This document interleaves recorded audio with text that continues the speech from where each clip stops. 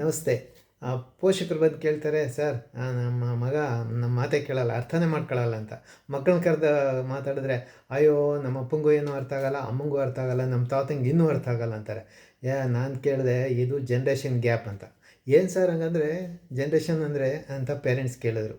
ಇವತ್ತು ಮನಃಶಾಸ್ತ್ರಜ್ಞರು ಒಂದು ಜನರ ಒಂದು ಸಾಮಾಜಿಕವಾದ, ಆರ್ಥಿಕವಾದ, ರಾಜಕೀಯವಾದ ಬದಲಾವಣೆಗಳ ಹಿನ್ನೆಲೆಯಲ್ಲಿ ಜನರ ಚಿಂತನೆಗಳು, ಅವರ ಕರ್ತವ್ಯದ ನಿಷ್ಠೆ ರೂಪಿತ ಆಗಿರುತ್ತೆ. ಹಾಗೆ ಒಂದೊಂದು ಜನ್ರೇಷನ್ ಪೀಳಿಗೆಯವ್ರನ್ನ ಅಂತ ಹೇಳ್ತೀವಿ. ನಾನೀಗ 8 ಜನ್ರೇಷನ್ನ ನಿಮಗೆ ಪರಿಚಯ ಮಾಡಿಕೊಡ್ತೇನೆ. ನೀವು ಯಾವ ಜನ್ರೇಷನರು, ನಿಮ್ಮ ಮನೆಯಲ್ಲಿ ಯಾವ್ಯಾವ ಜನ್ರೇಷನರು ಇದ್ದೀರಾ ಅಂತ ನೆನಪು ಮಾಡ್ಕೊಳ್ಳೋದಕ್ಕೆ ಕೊನೆವರೆಗೂ ನೋಡಿ. ಒಂದು ಗ್ರೇಟೆಸ್ಟ್ ಜನ್ರೇಷನ್ ಅಂತ. ಈ ಗ್ರೇಟೆಸ್ಟ್ ಜನ್ರೇಷನ್ನು 1909ರಿಂದ 1927 ನಡುವೆ ಹುಟ್ಟಿದಂಥವ್ರು. ಮೊದಲನೇ ವಿಶ್ವ ಮಹಾಸಮರ ನೋಡಿದಂಥವ್ರು. ಉದಾಹರಣೆಗೆ ಡಾಕ್ಟರ್ ಅಂಬೇಡ್ಕರ್ ಮತ್ತು ಲಾಲ್ ಬಹದ್ದೂರ್ ಶಾಸ್ತ್ರಿ, ಆ ರೀತಿಯ ಚಿಂತನೆ ಇರ್ತಕ್ಕಂಥವ್ರು. ಎರಡನೇದು ಸೈಲೆಂಟ್ ಜನ್ರೇಷನ್ ಅಂತ. ಸೈಲೆಂಟ್ ಜನ್ರೇಷನ್ನು 1928ರಿಂದ 1945 ಸಮಯದಲ್ಲಿ ಹುಟ್ಟಿದಂಥವ್ರು. ಅವರು ವಿಶ್ವ ಮಹಾಸಮರ 2ನ್ನ ನೋಡಿದ್ದಾರೆ, ಅದರ ಕಷ್ಟಗಳನ್ನು ನೋಡಿದ್ದಾರೆ, ಪ್ರಾಮಾಣಿಕವಾಗಿದ್ದರು.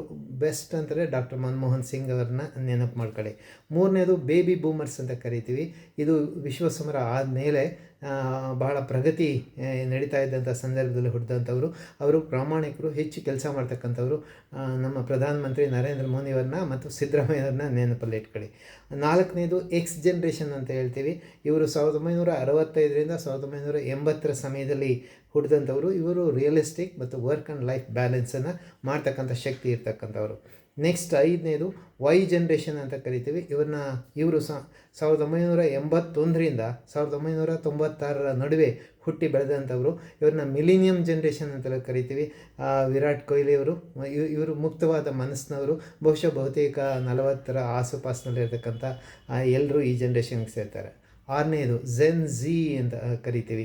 ಝೆನ್ ಝಿ ಜನ್ರೇಷನ್ನು 1997ರಿಂದ ಹಿಡಿದು 2012 ಮಧ್ಯೆ ಹುಟ್ಟಿದಂಥವ್ರು. ಇವರು ಡಿಜಿಟಲ್ ವರ್ಲ್ಡ್ನವರು, ಇನ್ಸ್ಟಾಗ್ರಾಮಲ್ಲೇ ಆ್ಯಕ್ಟಿವ್ ಆಗಿರ್ತಕ್ಕಂಥವ್ರು. ಇವತ್ತಿನ ಜನ್ರೇಷನು ವಿಷುವಲ್ ಜನ್ರೇಷನ್. 7ನೇದು ಆಲ್ಫಾ ಜನ್ರೇಷನ್.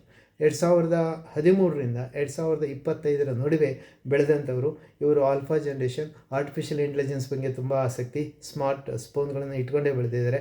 ಟ್ಯಾಬ್ಲೆಟನ್ನು, ಲ್ಯಾಪ್ಟಾಪನ್ನು ಬಳಸ್ತಕ್ಕಂಥದ್ದು ಹೆಚ್ಚಿದ್ದಾರೆ. 8ನೇದು beta generation. ಏನು ಸರ್ ಇದು? 2025 ನಂತರ ಹುಟ್ಟಿರೋರು ಮತ್ತು 2040 ಮಧ್ಯೆ ಹುಟ್ಟತಕ್ಕಂಥವ್ರು. ಇವ್ರನ್ನ ನಾವು ಬೀಟಾ ಜನ್ರೇಷನ್ ಅಂತೀವಿ. ಅವರು ಸಂಪೂರ್ಣವಾಗಿ ಆರ್ಟಿಫಿಷಿಯಲ್ ಇಂಟೆಲಿಜೆನ್ಸ್, ರೋಬೋಟಿಕ್ಸ್ ಈ ಸಮಯದಲ್ಲಿ ಹುಟ್ಟೋ ಅಂಥವ್ರು. ಸ್ಮಾರ್ಟ್ ಹೋಮ್ ಇರ್ತಕ್ಕಂಥವ್ರು. ಇಡೀ ಜಗತ್ತೇ ಅರ್ಥ ಆಗಿ ಚಲನೆ ಮಾಡ್ತಕ್ಕಂಥದ್ದು, ಬೇರೆ ಕಡೆನೂ ನೋಡುವಂಥ ಒಂದು ಅಭಿವೃದ್ಧಿಶೀಲ ಮತ್ತು ಪ್ರಗತಿಪರ ಪರಿಸರ ಪ್ರಿಯ ಜನ್ರೇಷನ್ನು ಬೆಳೆಯುತ್ತೆ. ನೀವು ಯಾವ ಜನ್ರೇಷನವರು? ನಿಮ್ಮ ಮನೆಯಲ್ಲಿ ಎಷ್ಟು ಜನ್ರೇಷನವರು ಇದ್ದೀರಾ? ಅವ್ರ ಸ್ವಭಾವಗಳೇನು? ಇವನ್ನೆಲ್ಲ ಅರ್ಥ ಮಾಡ್ಕೊಳ್ಳಿಕ್ಕೆ ದೀರ್ಘವಾದ ಒಂದು ವಿಡಿಯೋ ಮಾಡ್ತೇನೆ. ದಯವಿಟ್ಟು ಅದನ್ನು ನೋಡಿ. ನಿಮ್ಮ ಮನೆಯಲ್ಲಿ ಎಷ್ಟು ಜನ್ರೇಷನ್ನ ವ್ಯಕ್ತಿಗಳಿದ್ದೀರಾ, ಅವರ ಗುಣ ಸ್ವಭಾವಗಳನ್ನು ಅರ್ಥ ಮಾಡ್ಕೊಳ್ಳಿ. ನಿಮ್ಮ ಸ್ವಭಾವವನ್ನು ಅರ್ಥ ಮಾಡಿಕೊಂಡು ಅವ್ರ ಜೊತೆಗೆ ಕನೆಕ್ಟ್ ಮಾಡ್ಕೊಳ್ತಕ್ಕಂಥದ್ದು, ವಿಚಾರ ವಿನಿಮಯ ಮಾಡ್ಕೊಳ್ತಕ್ಕಂಥದ್ದು ದಯವಿಟ್ಟು ಬೆಳೆಸ್ಕೊಳ್ಳಿ. ನನ್ನ ಚಾನಲ್ಗೆ, ಡಾಕ್ಟರ್ HS ನಿರಂಜನಾದ್ಯ ಚಾನಲ್ಗೆ ಸಬ್ಸ್ಕ್ರೈಬ್ ಆಗಿ, ಲೈಕ್ ಮಾಡಿ ಮತ್ತು ಶೇರ್ ಮಾಡಿ. Thank you.